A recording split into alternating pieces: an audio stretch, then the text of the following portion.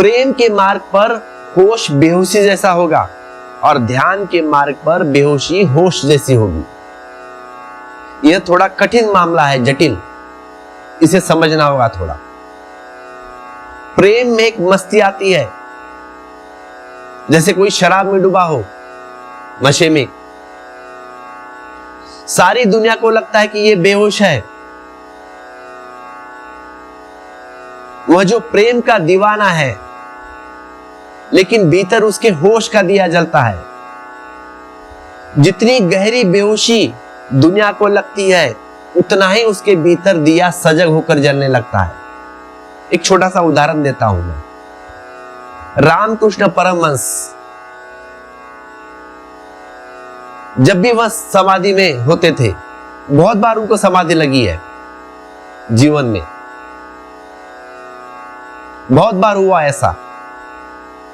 अब रामकृष्ण परमहंस प्रेम के पुजारी है, प्रेम के पथिक।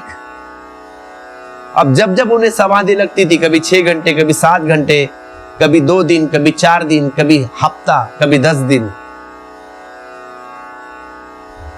उन दिनों में वह बिल्कुल बेहोश पड़े रहते थे, खाना पीना बंद, कुछ नहीं, 10-10 दिन बेहोश,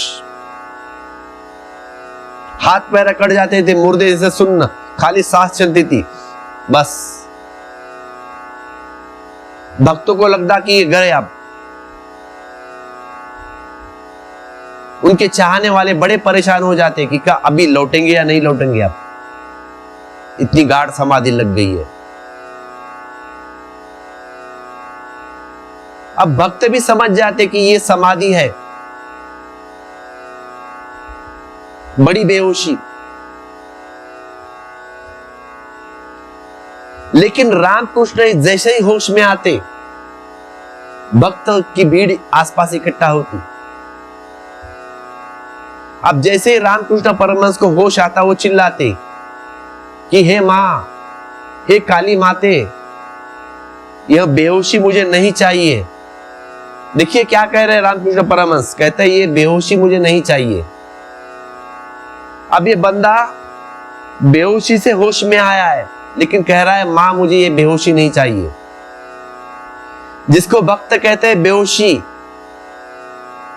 रामकृष्ण कहते हैं उसे होश।